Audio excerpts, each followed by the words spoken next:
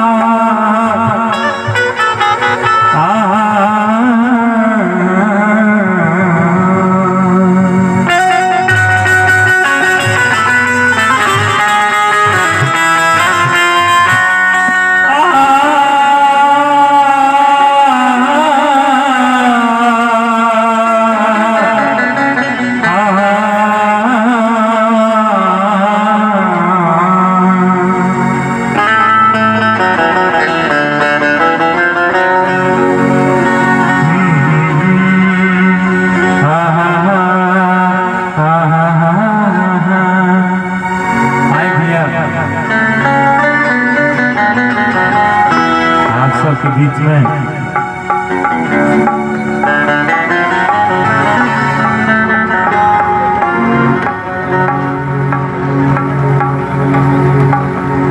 आए भैया आप सबके बीच में हम शमसुद्दीन खान आप सबके पैर छू के प्रणाम करत आए।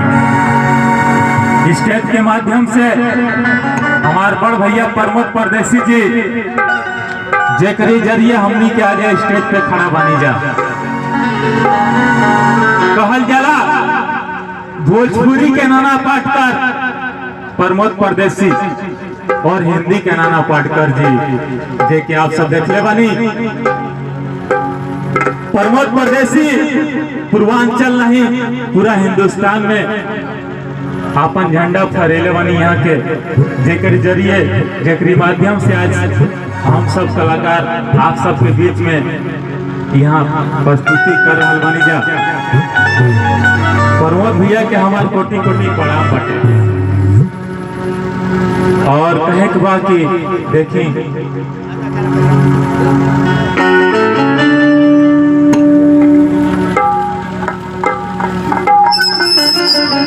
और हमें चाहब टेंट भाई हमारे टेंट के मालिक जो भी भैया लोग होती है पीछे दो तीन चारपाई डलवा दी कहे से कि बहुत कष्ट होता हो जा लोग के बैठने में।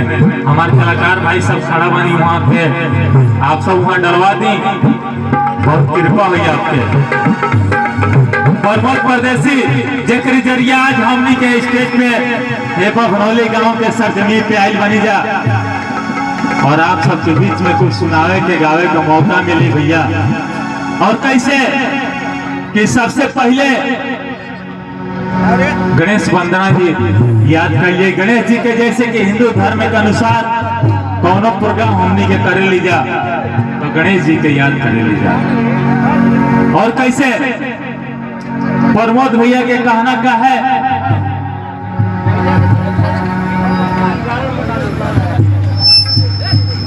और भैया की तरफ से हमारे बड़ भैया की तरफ से बहुत बहुत अरदास ये माई के दरबार में। और कैसे कि तुम हंस कर मांगो तो हम जान भी दे देंगे। ये हमारे प्रमोद भैया कहता नहीं कि तुम हंस कर मांगो तो हम जान भी दे देंगे और जान से भी बढ़कर है जो ईमान दे देंगे। और दिल क्या चीज है जाने मन जिंदगी के लिए तुम कहो तो दिल के सारे अरमान दे देंगे। तुम कहो तो दिल के सारे अरमान दे देंगे। और कैसे गणेश जी के याद करे के बाद कि हर घड़ी हम बस रहू रे के याद कर ले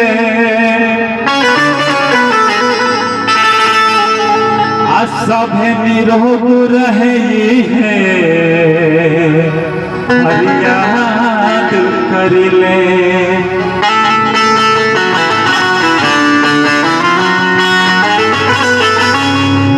हमरा नइखे पता घर के लोग बतावेला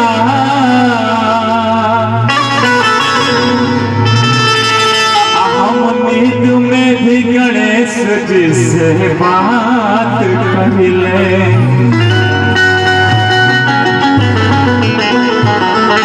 और कैसे गणेश जी याद करे एक बार बोले गणेश महाराज जी की जय।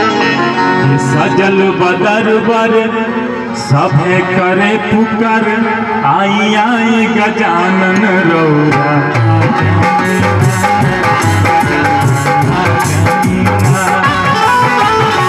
सजल बदरबर सभे करे पुकार आई आई गजानन रौरा।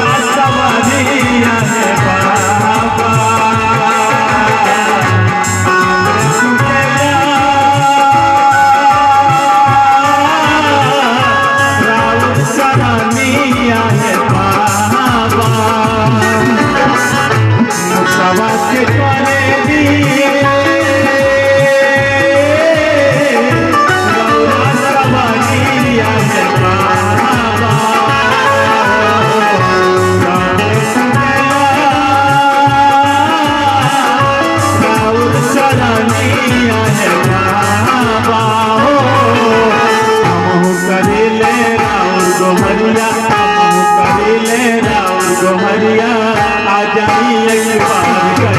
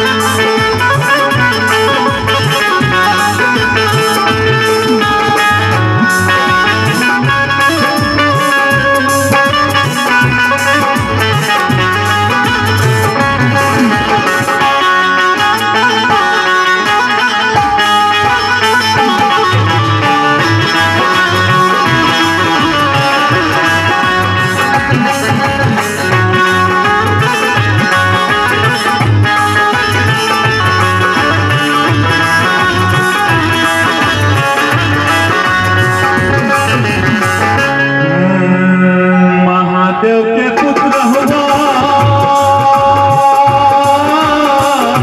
पार्वती महातारे सभा में बाबा में लगिया उबारे हो। महादेव के पुत्र हुआ पार्वती महातारे सभा में आके बबल हिलतिया बारे हो शमसुद्दीन आशीष आके शमसुद्दीन आशीष आके रौद प्यास लगाई गजाना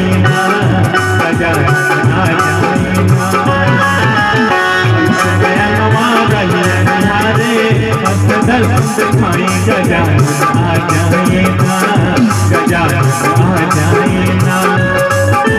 साजल बदर पर सब कर आई आई गजानन रौरा आ जाए गजाना आ जाए हर्ष नैनवा रहियन हारे आके दर्शन दिखाई गजाना